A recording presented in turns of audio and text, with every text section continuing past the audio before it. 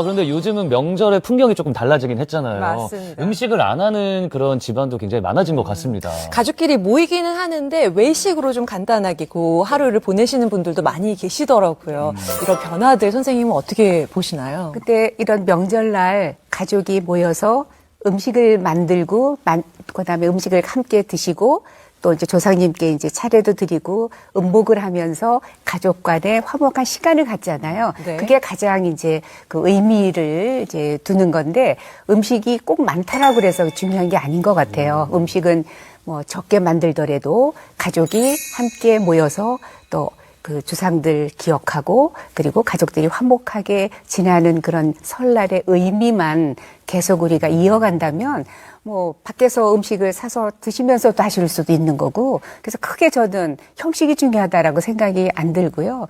의미를 새겨서 가족들이 서로 이렇게 잘 지낼 수 있다면 그게 더 큰 의미가 있지 않을까 싶어요. 네. 명절 음식도 정말 예전에는 막 가짓수도 많고 양도 그랬지요. 많고 네. 그리고 정말 우리 맞아요. 어머님들 너무 고생하셨잖아요. 맞아요. 네. 그로 인한 뭐 에피소드도 참 그렇지요. 많았고요. 네. 점점 이제 음식들도 하더라도 간소화되는 추세이기도 하거든요. 그래도 이것만큼은 그래도 우리가 좀 남아 있으면 좋겠다라고 생각하시는 부분이 있으실까요? 저는 지금도 거의 한식만 먹어요. 그래서 한식이 저는 가장 건강한 음식이라고 생각하는 사람이고 네. 저는 제일 중요하다고 생각하는 게 바로 장류예요.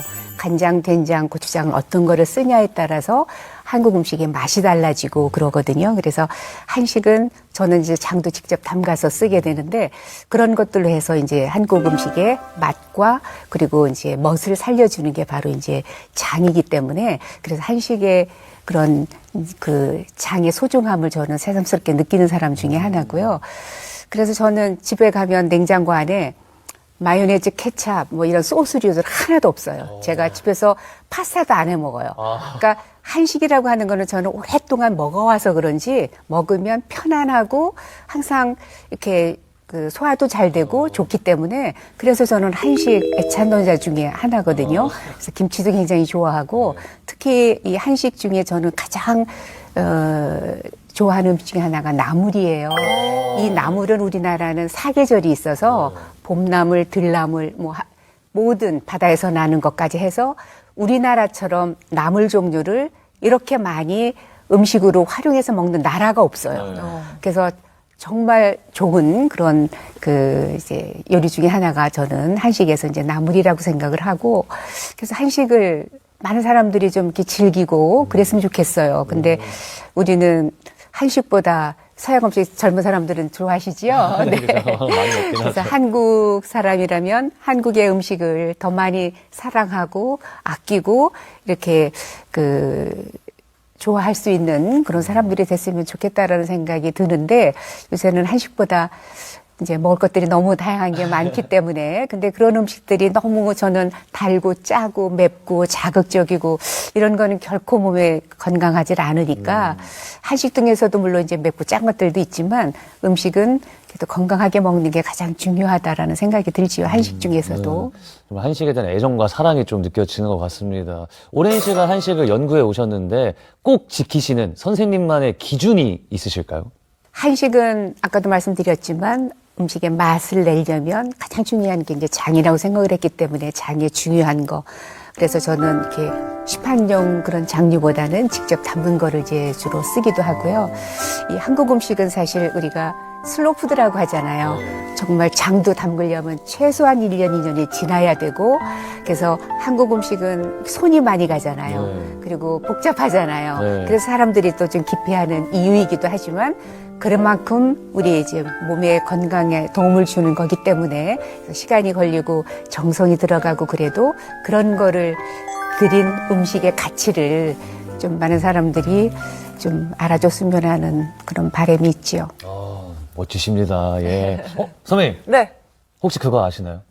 선생님께서는 노벨 평화상 수상 만찬에 셰프로 네. 초대를 되었다는 사실 알고 계셨나요? 너무 유명하시죠. 네. 2000년이었나요? 네, 노르웨이에서 2000년 12월인데요. 겨울이었군요. 그때 제가 식품공학 박사학위 논문을 12월에 내야 되는 그 시기에 어머. 딱 겹쳐서 오. 정말 그때는 제 일생 중에서 2000년 그 12월 그때가 가장 저는 힘들게 보냈던 시절이기도 한데 네. 노벨상은 스웨덴에서 시상하는 거 아시죠? 근데 유독 평화상만 노르웨이에서 시상을 해요.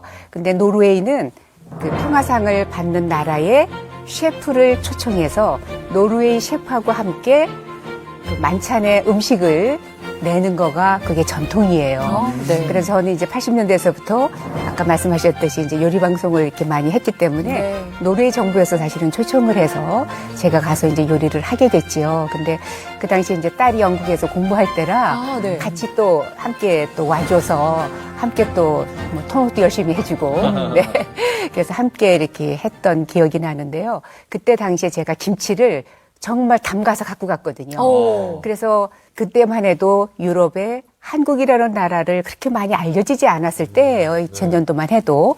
그래서 김치들을 가지고 가서 김치도 선보였고 한국 음식을 선보였죠. 네. 지금은 많은 분들 뭐 케이푸드 김치 뭐 그럼요, 찾아서 지금은. 드시는데 네, 맞아요. 당시만 해도 김치의 향과 이런 거를 어떻게 녹여내셨을지 너무 궁금한데요. 그러니까 그때는 김치를 굉장히 이렇게 정성 들여서 네. 담아갔고요. 정말 포장해가지고 직접 이게 갖고 갔기 때문에 그런 것들이 너무 자극적이지 않게 해서 다 만들어서 갖고 처음 드셔보시는 그런 이제 분들이 네. 김치에 대해서 많이 또 호평도 해주시고 그래서 네. 네, 김치를 저는 알리고 한국 음식도 함께 알렸던 거가 정말 어렵게 제가 그때 가서 했지만 지금도 요리 인생 중에 그때의 그 기억이 정말 예, 뿌듯하지요. 네. 그때 만찬에 내놓으셨던 한식들 조금 더 소개를 해주신다면 어떤 음식들 좀 네, 내주셨나요? 그때는 우리 어선이라고 혹시 아는지 모르겠어요. 거기 노르웨이가 대구도 많이 나와요. 연어 외에도 아, 네. 대구를 얇게 포떠서 거기에 이제 우리나라 하면 오방색의 식재료 있잖아요. 아, 네. 이 오방색이 우리 몸에 오장을 튼튼하게 해주잖아요. 그걸 아주 곱게 채 썰어서 볶아서 넣어서 말아서 이제 그냥 찌는 게 어선인데 저는 이제 그분들의 입맛에 맞게 이제 빵가루를 묻혀서 튀겨서 이렇게 썰어줬고 그다음에 산적도 했고 전도 했고 이제 그렇게 해서 한국 음식을 같이 했죠. 네. 또 이 일이 계기가 돼서 전 세계적으로 더욱더 한식을 알릴 수 있는 계기를 맞게 되셨다는데 이 사연도 좀 소개해 주세요. 2000년에 노르웨이에서 이제 한국 음식과 이제 김치를 선보였는데 2002년도에 우리나라에 뭐가 있었지요? 큰 행사? 월드컵. 월드컵. 네. 근데 노르웨이는 거기에 못 들어갔어요. 그래서 노르웨이는 참석을 못하지만 유럽 사람들이 한국에서 월드컵이 열리니까 한국에 대해서 많이 몰랐기 때문에 궁금한 것들이 많잖아요. 한국의 식생활은 또 어떻게 하는지. 그래서 노르웨이에서 연어를 활용을 해서 모든 스폰서를 다 노르웨이에서 했어요. 그래서 연어 가지고 한국 음식을 만들어내는 거를 했는데 음식점을 하나 빌려서 거기서 제가 이제 음식을 시연도 하고 그 한정식처럼 코스를 다 이제 대접을 했는데 거기 오신 분들이 대사님, 그다음에 저널리스트들, 셰프들 뭐 이런 분들이 다 참석을 하셔서 한국 음식을 소개를 했거든요. 거기에 숟가락, 젓가락, 그거 이제 선물도 드리고, 그리고 이제 인쇄도까지 다 레시피까지 해서 이렇게 해서 했는데, 그것도 얼마나 또 뿌듯한지 몰라요. 왜냐면 한국이라는 나라를 잘 모르는데, 월드컵이 열리는 한국에 대해서 관심이 많은 분들이 오셔서 한국 음식을 직접 이렇게 소개도 하고, 대접도 할 수 있는 그 갈라디노를 개최를 해서 2번 했어요. 스페인하고 프랑스에서. 네. 야, 정말 한식을 알리는데 앞장서셨네요. 네, 정말로. 그랬죠. 요즘 젊은이들은 조금 전통을 지키면서 살짝 변주를 주면서 자기만의 스타일로 좀 한식을 많이 즐긴다고 하는데, 이런 변화에 대해서는 선생님은 어떻게 생각하시는지 궁금합니다. 당연히 변화는 저는 중요하다고 생각을 해요. 왜냐하면 한식만 너무 고집을 하면 젊은 사람들은 김치도 좀 외국에서는 지금 한국 음식과 김치가 난리잖아요. 네. K푸드라 그래서. 그래서 지금 우리나라 뭐 김도 그렇고 김밥도 그렇고 수출을 엄청 많이 하고 그러는데 진작에 우리나라의 젊은 사람들은 그렇게 외국만큼의 그런 한국 음식을 이렇게 덜 사랑하는 것 같거든요, 저는. 그래서 그게 좀 아쉽기는 한데 그래도 한국 음식을 이렇게 기본적인 한국 음식을 이렇게만 흐트리지만 않는다고 하면 재료를 다양하게 바꿀 수도 있는 거고 그리고 또 간소하게 얼마든지 할 수 있는 거기 때문에 그래도 한국 음식을 다양하게 또 이렇게 변형해서라도 즐길 수 있다 그러면 저는 그거는 나쁘지 않다라고 생각이 들어요. 뭔가 조금 더 새로운 시각으로 또 접근하시는 그런 네네. 요리법도 제가 본 적이 있거든요. 그래서 오히려 지금 이런 것들이 한국에 있는 젊은이들한테 오히려 좀 부르짖힐 수 있는 계기가 될 수도 있겠다라는 생각이 듭니다. 네. 외국 사람들은 그렇게 한국 음식에 지금 막 난리 나고 네. 그리고 저는 얼마 전에 그 불가리아에서요 네. 정말 아빠가 딸 둘을 데리고 한국에 왔는데 그게 한국 요리를 배우고 싶어서 온 거예요. 오. 캐리언 아시죠? 네. 거기에 나온 음식이 김밥하고 오뎅이었어요. 오. 그래서 그걸 일부러 만들고 싶다 그래서 아빠가 딸 둘을 데리고 와서 저희가 그거를 이제 특별한 이제 그 쿠킹 클래스를 했는데 네. 그만큼 외국에서는 좋아하거든요. 한국 음식을. 그래서 우리 한국 사람들도 정말 특히 젊은 사람들이 한국 음식을 많이 즐기고 사랑해 주셨으면 좋겠습니다. 아우, 한식 사랑합니다. 네. 한식 정말 좋습니다. 감사합니다. 자, 이제 뭐 오늘부터 시작하신 분들 계실 테고 내일부터 본격적으로 명절 음식들 하시는 분들 계실 텐데 뭐 이제 떡국도 그렇고 전도 그렇고 요즘에 그 요리 방송들이 워낙 많다 보니까 네. 그 킥이라는 표현을 많이 쓰더라고요. 네네. 선생님께서 전수해 주실 만한 혹시 저희 시청자분들을 위해서 비법 하나만 좀 얘기해 근데 주시면 이제 떡국은 꼭 드시잖아요. 네. 근데 떡국을 식구가 많을 때 끓이면 떡국 드실 때 어때요? 떡이 좀 퍼질 때도 그렇죠. 있죠. 네. 왜냐하면 많이 끓이는 거는 그만큼 시간도 오래 가고 그러니까 떡이 막 퍼지고 국물도 왜 걸쭉하게 되고 이러잖아요. 맞아요. 그래서 그냥 이렇게 1, 2인분 끓일 때는 떡을 그냥 넣어서 끓이셔도 되는데 네. 막 식구가 많아서 특히 명절날 이 떡국을 끓이실 때는 떡을 한번 그러니까 육수를 이제 다 준비해 놓으셨으면 육수를 펄펄 끓이고 옆에서는 떡을 데칠 육수 또는 물을 넣으시면 돼요. 육수가 넉넉하면 육수를 넣으셔도 되고 또 육수가 없으면 물을 넣어서 펄펄 끓는 육수나 물에 떡을 넣어서 데쳐가지고 네. 떡국 육수에다가 넣어서 끓이면 살짝만 끓여도 되잖아요. 아, 그렇죠? 네. 그러면 국물이 뽀얗게 걸쭉하게 안 되고 맑게 끓여지기 때문에 네. 그래서 식구가 많으신 댁에서는 떡국을 꼭 한번 육수나 물에 데쳐서 넣으시면 오. 맑고 뿔치 않은 떡국을 드실 수 있어요.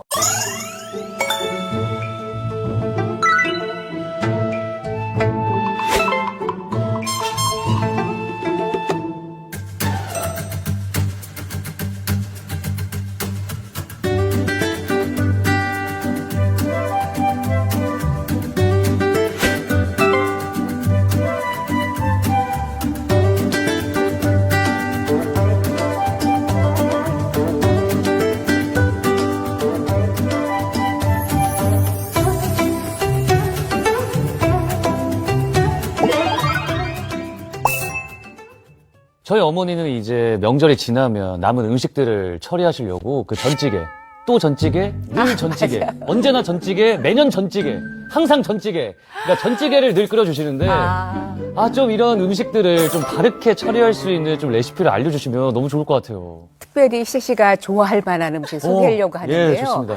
이제 그 명절 끝자리에 보면 나물이 남잖아요. 네네. 그러면 저는 나물을 꼭 해서 먹어요. 비빔밥을 먹는데 네네. 그냥 넣어서 비벼 먹는 게 아니라 이렇게 웍 같은 데다가 네네. 그 나물들을 있는 거를 좀 잘게 썰어서 네네. 넣고 김치도 쏙쏙 쓸어서 좀 넣고요. 네네. 거기에 뭐 산적이나 또는 뭐 그 육전이라든지 남은 뭐 전들. 불고기 같은 거 네. 있으면은 뭐 고기전들. 전까지는 안 넣더라도 그걸 좀 잘게 쓸어서 넣어서 고추장 조금 넣고 그렇게 해서 이렇게 웍에서 볶아요. 거기에 이제 김가루도 넣고 치즈 좋아하면 치즈도 좀 넣고 네. 실파 송송 이렇게 넣어서 이렇게 볶아서 드시면 그걸 저는 볶은 그 웍채 테이블에다 놓고 이렇게 떠서 먹으면 음식점에서 그 볶음밥 해주는 네. 것처럼 그 맛을 느낄 수가 있거든요. 네. 그래서 그렇게 해서 드셔도 되고 아까 이제 전 같은 경우는 동그랑땡이든 다른 전도 잘게 썰어서 볶음밥처럼 하면 돼요. 거기에 이제 뭐 다른 고기나 육전이나 생선전 이런 것들도 넣으셔도 되고 거기에도 김치 조금 넣어서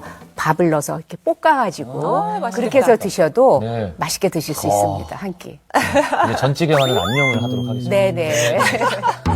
전찌개도 맛있는데. 전찌개 맛있는데. 근데 이제 맨날 전찌개, 똑같은 음식 하면 들전찌개는 그러니까 연휴가 길 때는 전찌개도 한번 드시고 네. 또 이렇게 비빔밥을 네, 네. 이렇게 따끈하게 해서 또는 볶음밥을 해서 드셔도 네, 맛있게 드실 수 아, 있어요. 네, 감사합니다. 네. 저는 개인적으로 요리에 제가 관심이 많거든요. 아, 그래서 그래요? 이렇게 인터넷으로 이제 그 너튜브 방송에서 간단하게 요즘에 정말 많이들 보여주시잖아요. 굉장히 많이 보는 편이고 저는 이제 알고리즘이 계속 요리들이 뜬단 말이에요. 근데 오늘 선생님께서 얘기해 주시는 그 아까 레시피를 듣는데 정말 귀에 쏙쏙 들어오게 그림을 그리듯이 이렇게 설명해 주시더라고요. 앞으로 선생님 어떤 목표 또 이렇게 또 전수해 주실 만한 이런 방송도 많이 하셨으면 좋겠고 어떤 꿈 네. 갖고 계신지 궁금합니다. 그러니까 아직은 제가 이제 건강하니까 건강만 하다 그러면 이제 뭐 가리키는 거 이런 것도 열심히 하려고 하고요.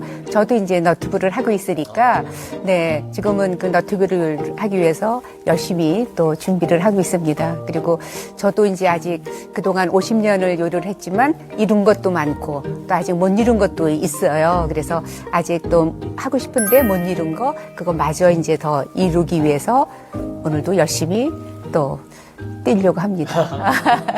정말 그 어머니부터 또 선생님 또 따님까지 3대가 요리 연구가로 이렇게 우리나라에 계셔주시는 것만도 참 든든한데 네. 이제 따님께서 또 어머니 길을 또 이제 가고 네. 계시잖아요. 네. 따님께 또 이제 덕담 한 말씀 해주셔도 좋을 것 같습니다. 저희 딸도 참 야무지고 열심히 이제 그 살려고 노력을 하거든요. 그래서 우리 딸도 할머니 또 이모 할머니 또 엄마를 또 뒤를 이어서 그 책임감도 이제 막중하겠지만 그래도 나름대로 우리 한국 음식의 전통과 그 맥을 계속해서 이어졌으면 하는 그런 바람이 있으니까 우리 딸 화이팅! 너무 행복하시겠다. 또 한 설 명절에 이렇게 따뜻한 분위기까지 저희도 엿볼 수 있었습니다. 오늘 함께한 시간 선생님께 어떤 시간이었을까요? 그래도 이렇게 명절을 맞이해서 그래도 설 음식에 대한 얘기도 나누고 또 이렇게 이모님과 저희 어머님에 대한 기억도 다시 한번 또 이렇게 하게 해주셔서 정말 뿌듯하고 귀한 시간이었던 것 같습니다. 감사합니다. 감사합니다. 감사합니다.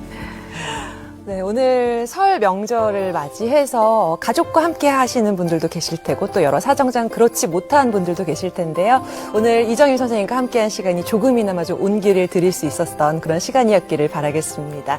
저희는 여기서 인사드리도록 하겠습니다. 저희 끝인사 같이 할까요? 네. 여러분 새해 복 많이 많이 받으세요. 받으십시오.